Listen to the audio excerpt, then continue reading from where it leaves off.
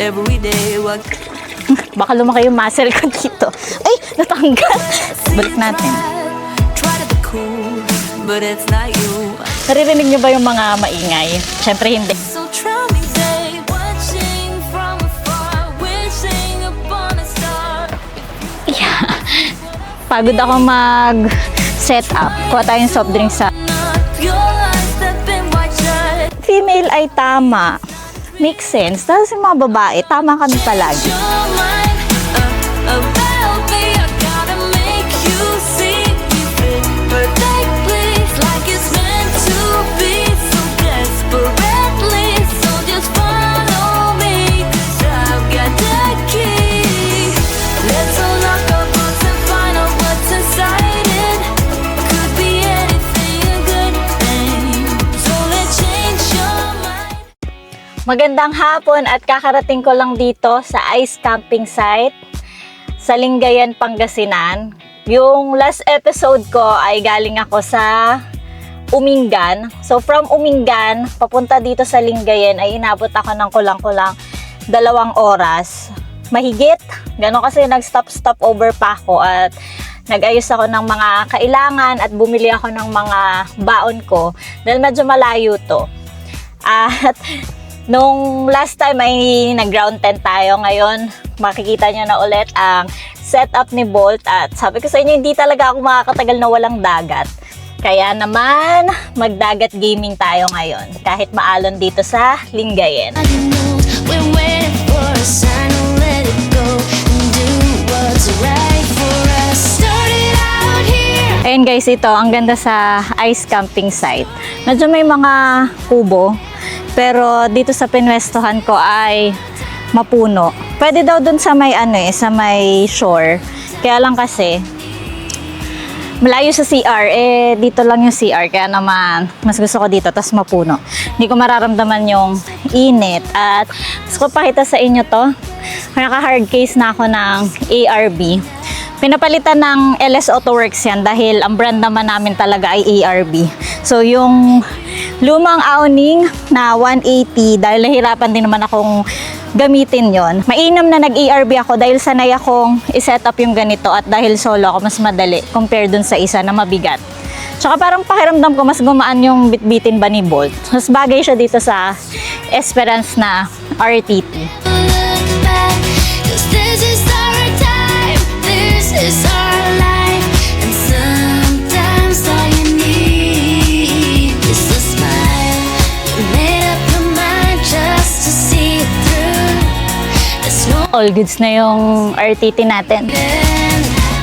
Just tell me how to get through to you. Kakabit natin to mga windbreaker ng owning natin kasi nga alam niyo katakot ako sa sa tao. Hindi, nailang talaga ako yung kapag may mga nakatingin, ganun. Tapos guys, dati napapansin niyo yung martilyo ko. Saan ba yung martilyo ko na yun? Yung martilyo ko na ginagamit ko sa peng. Yung pang construction worker. Ganito.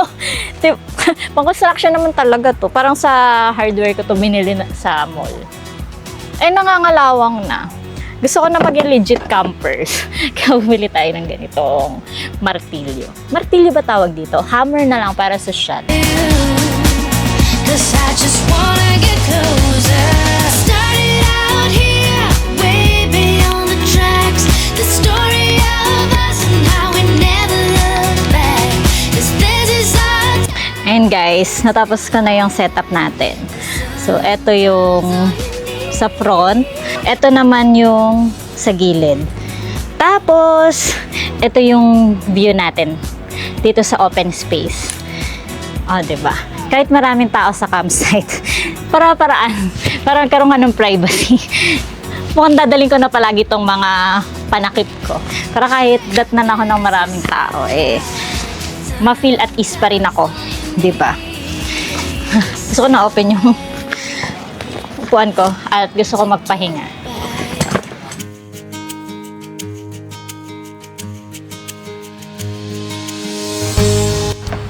Yeah. Pagod ako mag-set up. Kuha tayong soft drink sa napakaganda kong ref.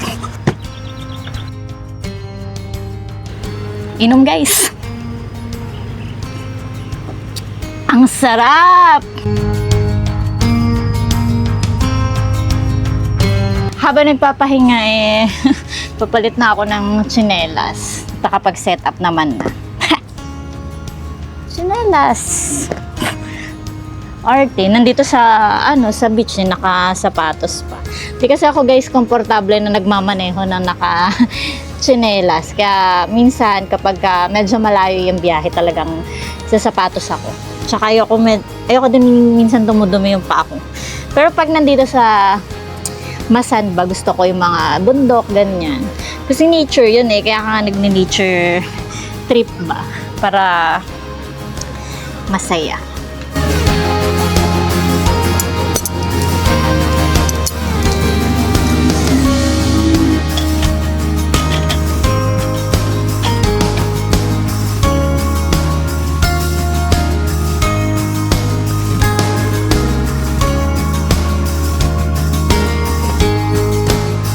Siyempre, hindi pwedeng yung mahiwaga kong kalan hindi mailatag. Gusto ko mamaya ng may sabaw.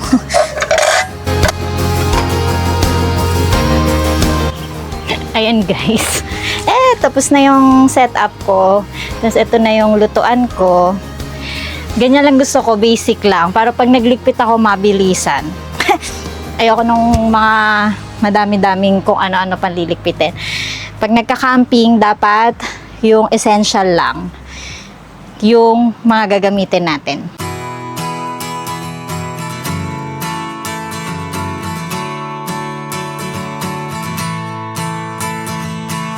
Call me wide-eyed, simple-minded. I've been blinded. I'm on a merry-go-round. I got this fever, baby, going through my body. I feel like shaking the ground. Call me lovesick, like I bother. There's no other. I'd beg, borrow and steal. I wanna do right by you. Can't you see I'm hurting the way you make me feel? Oh, 'cause my heart breaks.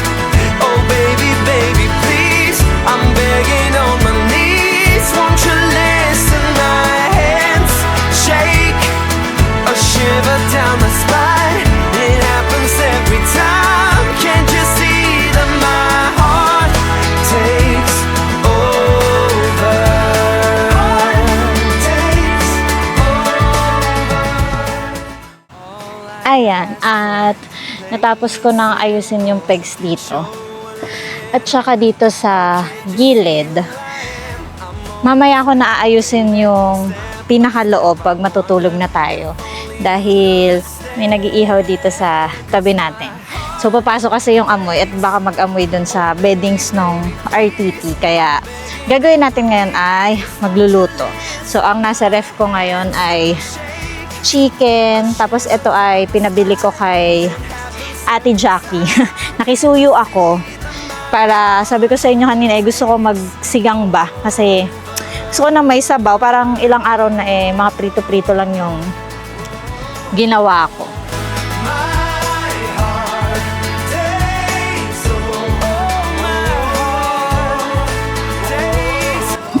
Habang nagsasaing tayo, maghihimay na ako ng kangkong. Daming kangkong ni ate na binili. Pero okay lang to. Rich in fiber. Gusto ko talaga ng masarap na ulam ngayon. Yung kompleto ba? May protein, may fiber, ganon. Hindi talaga ako fan ng mga instant food. Siguro pagka madalian talaga or walang other option. Kung ganito naman kalin yung oras ko, ganito gagawin ko. Kasi sayang yung lugar ba, 'di ba? Ang healthy mo nga sa outdoor, tapos yung kinakain mo hindi healthy. Hindi balance eh.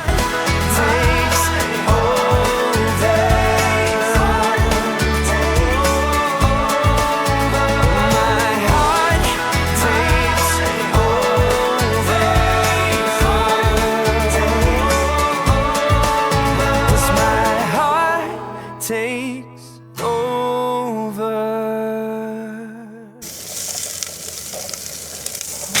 guys. Sinasangkot siya ko na. Ayoko kasi yung karne hindi sinasangkot siya. Malansa. Naririnig niyo ba yung mga maingay? Siyempre hindi kasi naka-mic ako. Yun yung pagkakaiba ng may mic kapag nagbablog. Kahit maingay yung paligid mo, carry lang yun.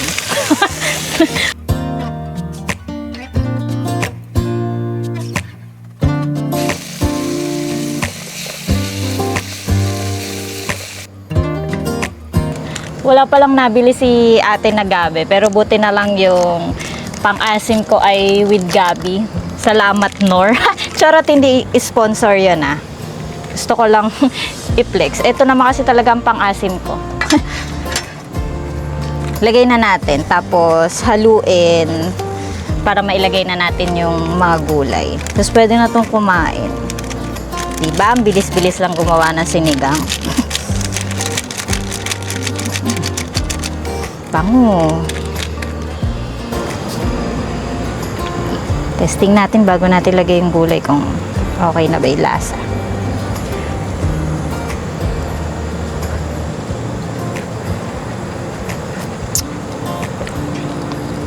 Asim. Pero masarap.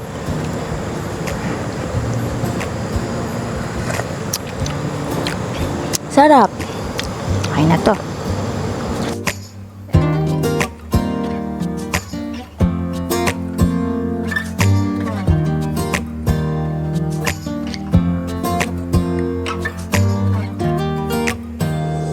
Ayan, at natapos na tayo magluto at syempre dahil tapos na tayo magluto, kakain na tayo para mamaya ay makakilos pa tayo ng mga bagay-bagay, ayusin yung taas pa para sa tutulugan natin.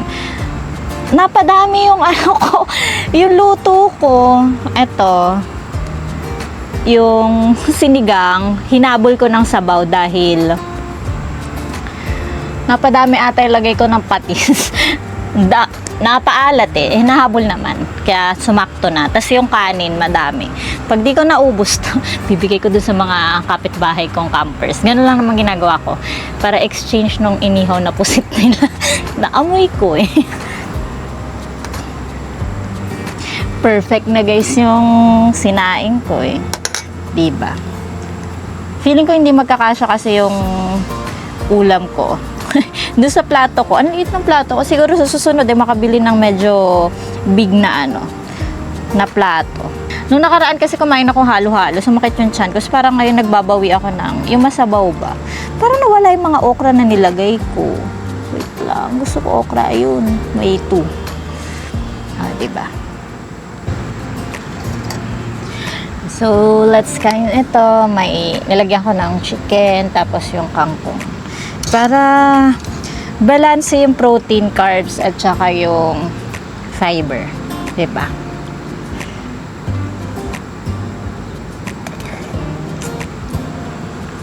Harap! Good food, good soul. Anong motto yun, ano? Pero totoo, pag maayos yung kinakain mo, maayos din yung sustansyang pumapasok sa katawan mo. Ayun, sarap.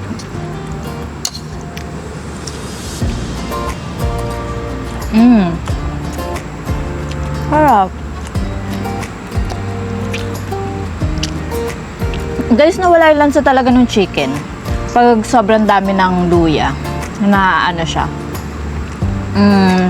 natatanggal. Tapos maganda pa sa luya. Pero may, ano siya, tawag dito, may natural anti-inflammatory benefits daw siya, ganyan. So maganda siya sa katawan. Pansin ko din mga luto ng mami ko tsaka ng mga grandparents ko noon. Lalo at may sabaw. Hindi pwedeng mawala yung luya. Ganon. Isda, manok, baboy, nalagyan talaga.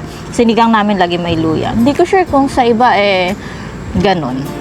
Pero yung nakalakihan kong luto at natutunan kong luto, ganon. Tapos, kapag naglilinis ng mga karne, dapat hugasan muna siya sa asin, mga ganon.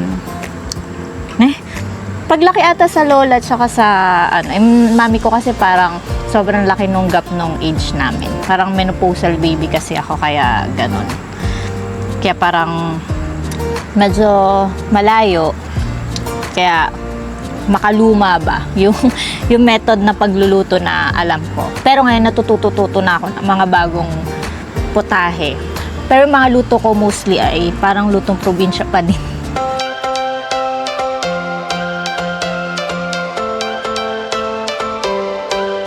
Every change has a reason.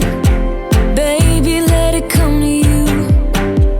Every soul, every season lives outside of status quo. If we stop believing we're meant to be, expanding our abilities. If the passion's gone, we are doing it wrong. Baby, you and I should start living now. With the whole world at our feet, we could stay or we could leave. There is nothing in between. So baby, we should start living now. 'Cause we only have this life. Wanna laugh and wanna cry. I don't wanna waste my time. So baby, we should start living now.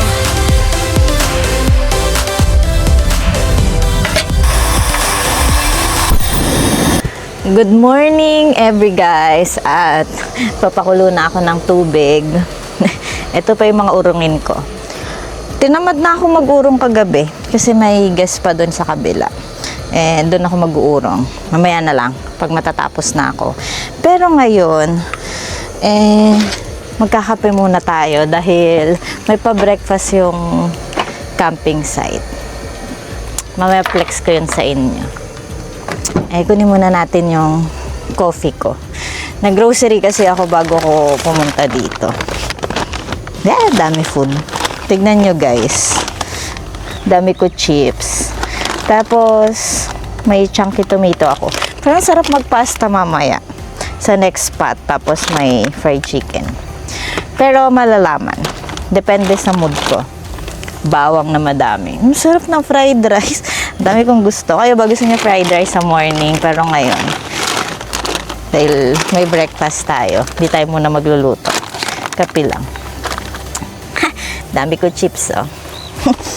Diba? Pag matagalan kasing biyahe, ganyan. Dapat hindi ako magugutom. Tapos mas nakakalis ako kapag nag-grocery ako. Tapos hindi naman ako malakas talaga kumain. Matagal ko yan nakakain. Mukha lang. Tapos yung favorite ko na coffee ngayon ay UCC, Spanish Latte. Tapos yung may caramel, ganun. Yan. Sarap. Balik natin tong mga chips. Hindi ko pa natanggal dito sa paper bag guys. Kasi sa totoo lang, punong-puno pa yung pantry ko. Nag-crave lang ako sa mga ibang chips, ganun. Pero last ko nang bili yan kasi yan lang yung budget ko. Ganyan lang yung budget ko para sa akin. Hambog! Pakatakaw mo.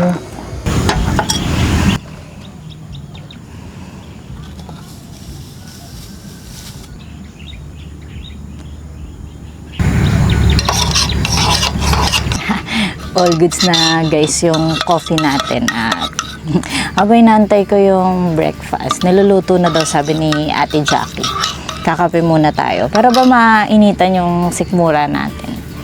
Pero pagkakaalam ko, based sa science, dapat daw lalamanan muna ng anything na hard yung sikmura bago yung coffee or any beverage na may kulay.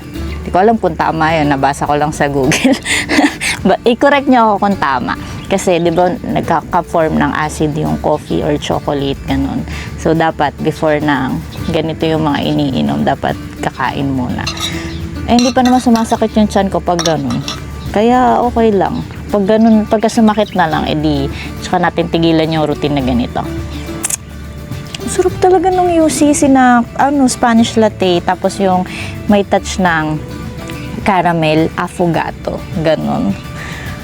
Perfect. Ma-cream, tapos yung tamis niya, tapos nagbi-blend siya dun sa pait. Perfect combo yung ganun. Mainit, guys. Ba't mo kasing kutsarain? Harap talaga. Mas may Hokkaido milk siya eh. Sarap. Nam-nam. Sarap magkape sa nature. Parang yung mga kasama kong campers dito ay paalis na. Parang gusto ko pa ata mag-extend. Pero no.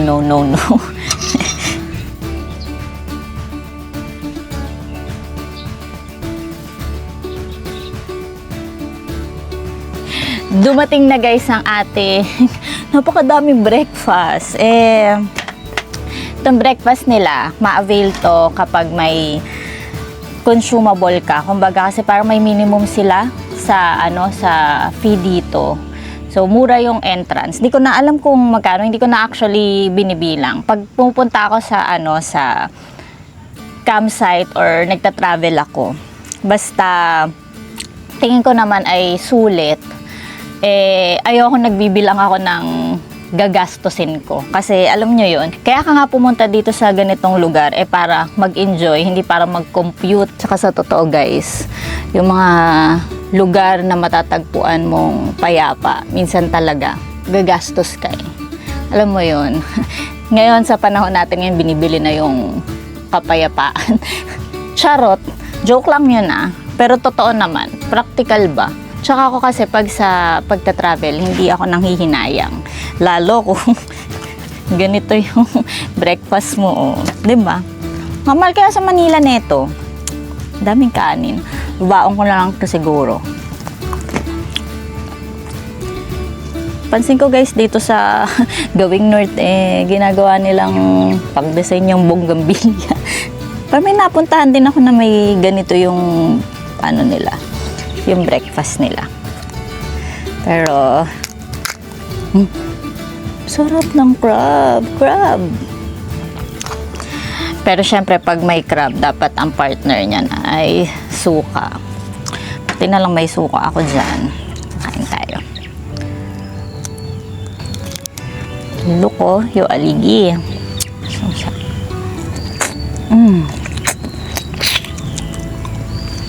Ang sarap. Kahit crab lang tas walang kanin, kaya akong pumapak ng isang bucket nito. Crab tsaka hipon. Okay guys, dahil tapos na tayong kumain. Kita nyo to. Oy, hindi ko naubos. 'Di ba may balot kanina 'yon? Ay, may nakalatag na ng saging dahon. Binalot ko at ibaba ko, nilagay ko sa rep yung mga ibang pagkain. Naman ako ganun kalakas kumain. Mga judgmental kayo. Balik natin kay Ate Jackie. Dito yung nila, tulugan. Diba? Pero dahil dadaanan natin yung CR, papakita ko na sa inyo. Baba ko na lang muna kasi may patungan dito para makita nyo. Ito yung shower area. Tapos meron din doon sa kabila. Tapos, bakit yung male nila ay mali? Tapos yung female ay tama. Makes sense. Tapos yung mga babae, tama kami palagi. Huwag na kayo kumontra dyan. At alam ko yung mga viewers ko ay mas maraming lalaki. Huwag kayo kumontra kasi talagang palagi kaming tama. Kung gusto nyo ng world peace, huwag kayo masyadong judgmental at magpasensya kayo. Okay naman kasi may bowl, trash can, tapos may bidet pa nga, tapos may timba. Diba? Ganda. Tapos may wash area. Ugaliin yung mag-toothbrush guys. May wash area. Pagpunta kayo dito. Pero balik na ako natin to. Daldal ko Ate Jackie. Babalik ko yung food. Ito si Ate Jackie. Babalik ko na. Nanghiram ako guys ng balde. Dahil may poso dun Gusto ko dun mag-urong. Nahiya sila. Ano po? Ay, ano po ba yun doon?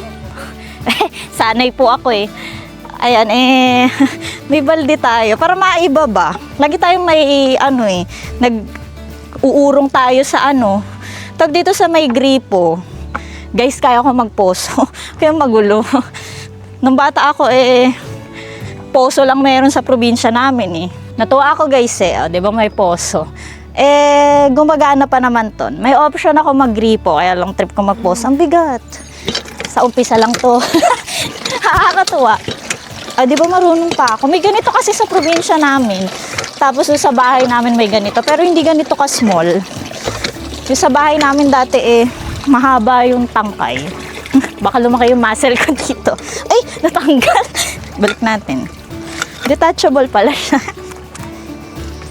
Tapos na tayong mag-poso at medyo madami-dami to't naipon mula kagabi.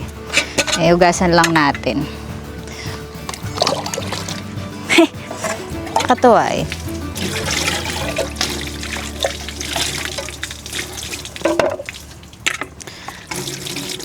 Pinairam nila sa akin tong tong pwesto na to. Parang may rent din ata to kasama yung tree house na nasa likuran natin. Pero hindi ko sure, tanong nyo na lang sa kanila.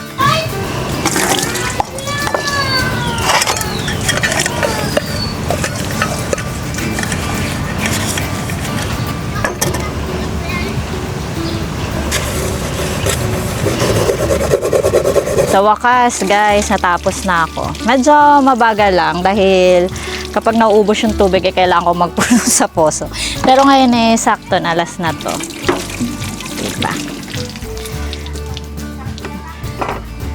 The best tong urong segment ko ngayon dahil kapag poso ako.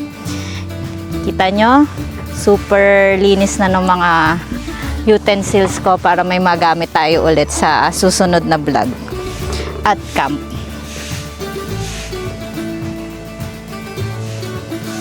Tatanggalin ko yung tubig kasi babalik ko yung timba. Ay, pwede pa ito panlinis ng ng paa ko. Alikabok eh. Dirty. Babalik na natin tong timba dahil gano'n naman, pag nangihiram may matutong magbalik. Ate, babalik ko na yung timba nyo. Sila Ate Jackie kasi nahihiya sa camera. Kaya dapat malayo yung shoot. So you think you were right? Bring it on, prove me wrong. Go put up a fight.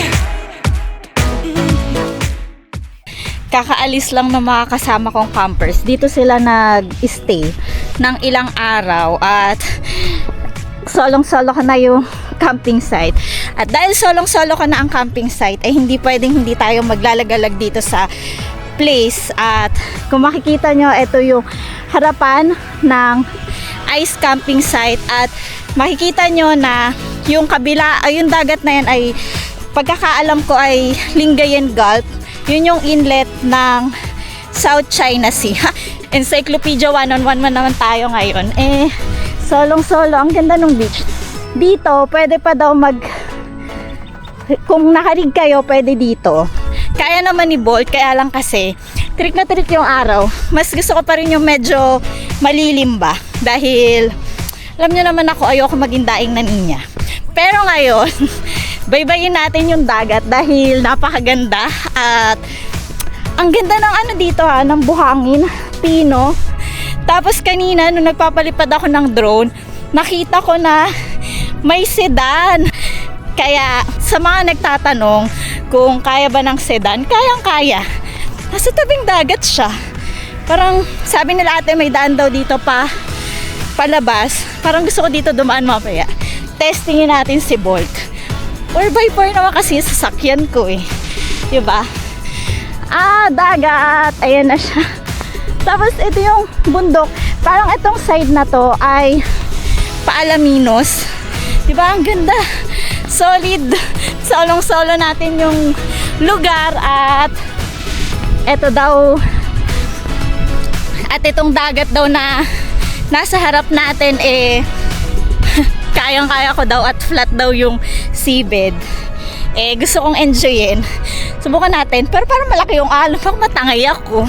Ang sarap ng luwag ng Ngayon lang ako ng ganito kaluwag na shore. Kaya nung nakita ko to sa mapa at sa feed ko, sabi ko try ko nga.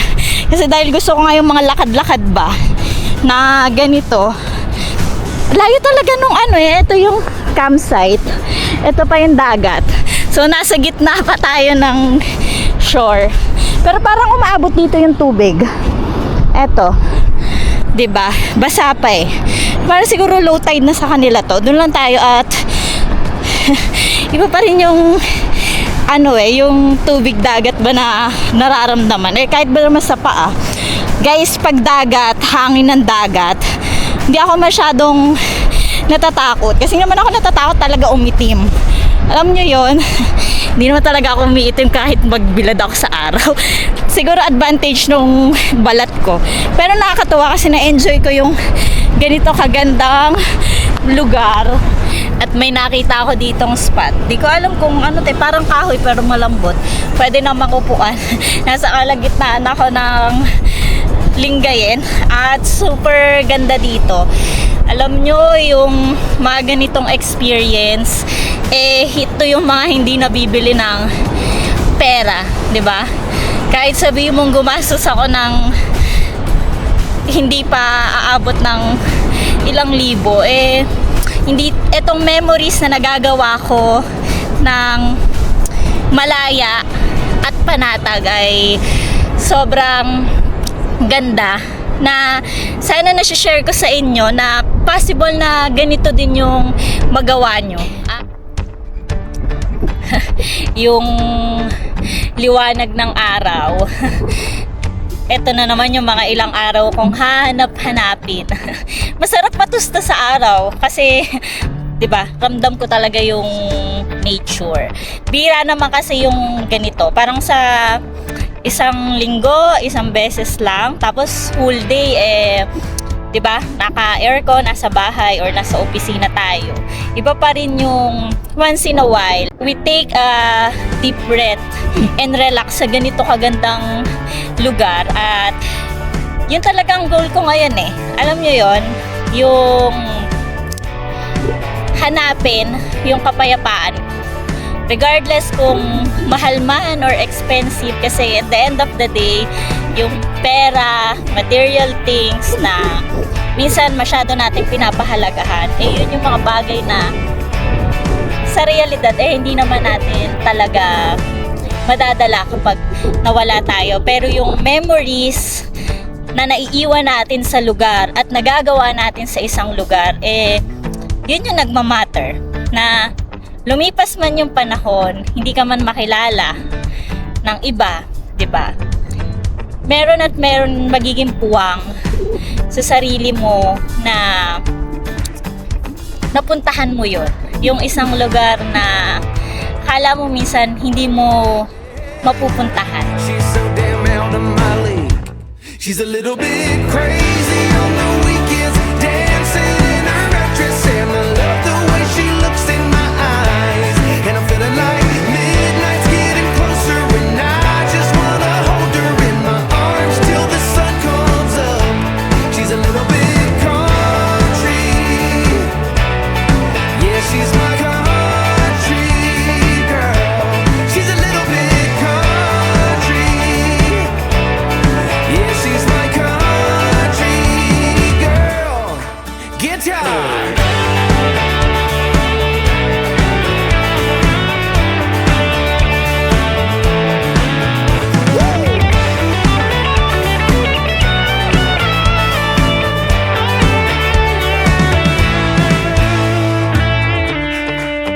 Yeah. All right. Wouldn't lie to you. Doesn't matter what I do. She's got a hold on me.